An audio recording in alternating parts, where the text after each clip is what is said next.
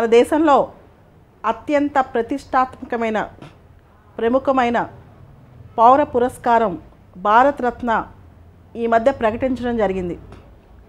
ముగ్గురు ఉన్నతమైన వ్యక్తులకు ఈ అవార్డు ఇవ్వడం జరిగింది. దీనిలో ప్రణబ్ ముఖర్జీ, భూపేన్ హజారికా, నానాజీ దేశ్ముఖ్ అనే ముగ్గురు ప్రముఖ వ్యక్తులను ఈ అవార్డుతో సత్కరించడం జరిగింది.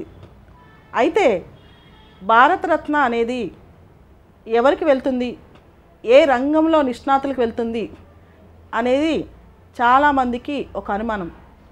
ఇది literature, science, art, public service అంటే ప్రజాసేవ చేసిన, కళల్లో నైపుణ్యం ఉన్న, లేదా లిటరేచర్ లేకపోతే సైన్స్, శాస్త్ర విజ్ఞానం ఇలాంటి వాటిలో ఇస్తారు.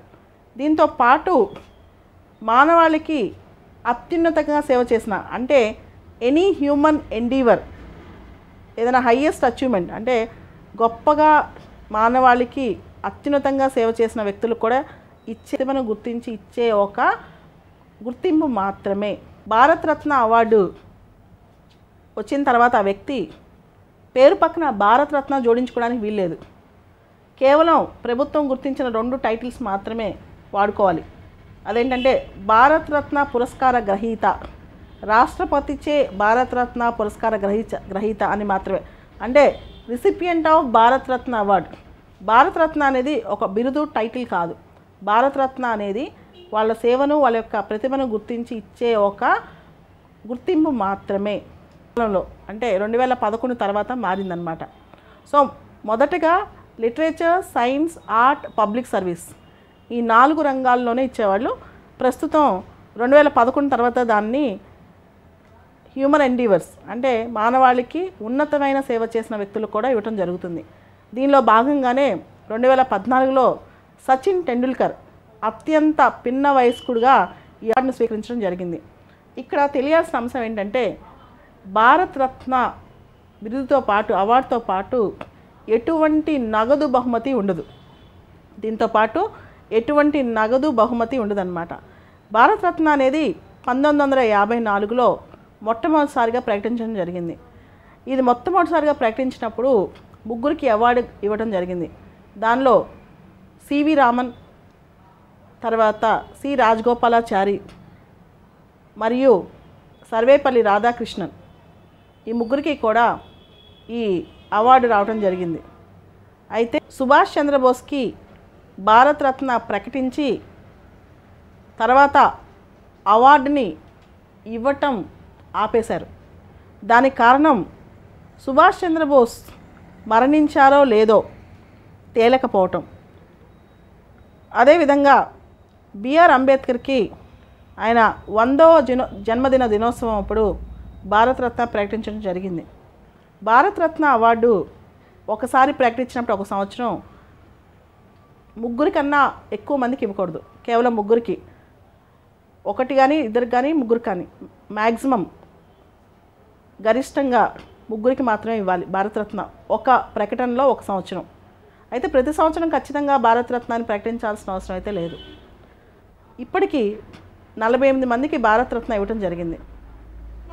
భారతరత్న తమకు తాము సిఫార్సు చేసుకున్న వాళ్ళల్లో మన మొదటి ప్రధానమంత్రి జవహర్లాల్ నెహ్రూ గారు, ఆయన పుత్రిక ఇందిరాగాంధీ గారు ఉన్నారు.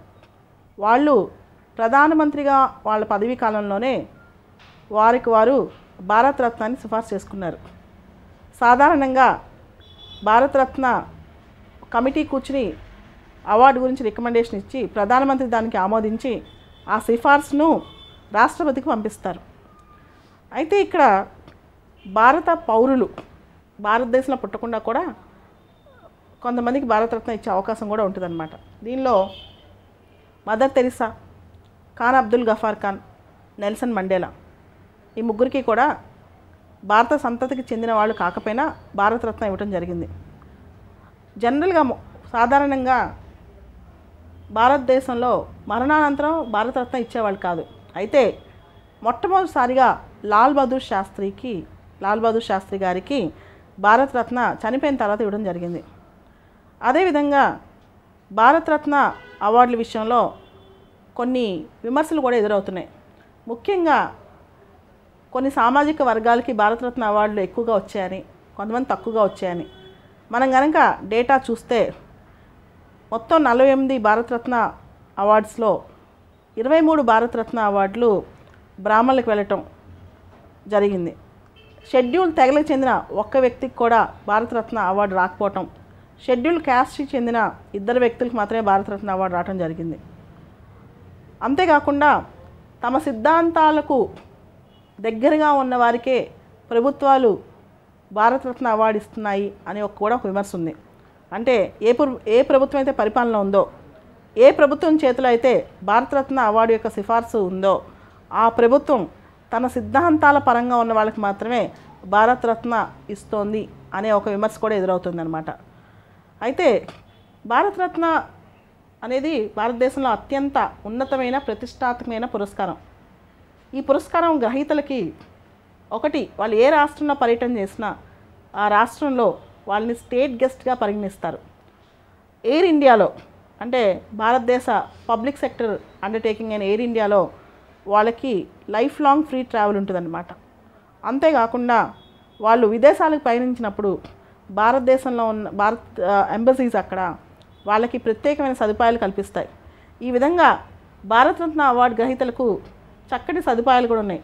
అంతేకాదు భారతదేశంలో టేబుల్ ఆఫ్ ప్రెసిడెంట్స్లో అంటే ఆర్డర్ ఆఫ్ ప్రెసిడెంట్స్లో భారతరత్న అవార్డు గ్రహీతలు 7A స్థానంలో ఉన్నారు. అంటే వాళ్ళకి చక్కటి వెల్కమ్ లభిస్తుందన్నమాట. సో భారతరత్న అనేది భారతదేశంలో అత్యంత ఉన్నతంగా సేవ చేసిన వాళ్ళకి వెళ్తుంది. అయితే ఇండివిజువల్ మెరిట్ అంటే వ్యక్తిగతంగా ఏదైనా విషయంలో వాళ్ళు ప్రతిభ కనపరిస్తే వాళ్ళకి భారతరత్న ఇవ్వాలా అవసరం లేదనేది ఒక పెద్ద చర్చ. ఉదాహరణకి సచిన్ టెండూల్కర్ గొప్ప క్రికెట్ ప్లేయర్. ఆయన క్రికెట్లో రాణించారు, అందరికీ ఆయన ఒక ఆదర్శం. అయితే ప్రజాసేవ లేదా ప్రతిష్టాత్మకమైన మానవ సేవ అనేది ఏ విధంగా చేశారు అనేది చాలామంది చర్చిస్తూ ఉంటారు. సో మనం చూస్తే ఇండివిజువల్ ఎక్సలెన్స్కి భారతరత్న ఇచ్చే కన్నా మానవాళికి ఉపయోగపడే గొప్ప సేవ చేసిన వ్యక్తి అంటే సెల్ఫ్లెస్ అంటే ఎటువంటి స్వార్థం లేకుండా చేసిన వ్యక్తికి భారతరత్న వెళ్ళాలని చాలామంది కోరుకుంటారు. ఈ విధంగా భారతరత్న వెళ్తే అవార్డులకు కూడా మంచి గుర్తింపు లభిస్తుంది. లేకపోతే నోబెల్ బహుమతి అయినా, భారతరత్న అయినా, రామన్ మెగ్సెస్ అవార్డు అయినా కేవలం ఆ రోజు పేపర్లో ప్రకటించడానికి మిగిలిపోతుంది. కానీ ఆ వ్యక్తి రోల్ మోడల్గా సమాజానికి ఉపయోగపడటానికి మాత్రం ఉండదు.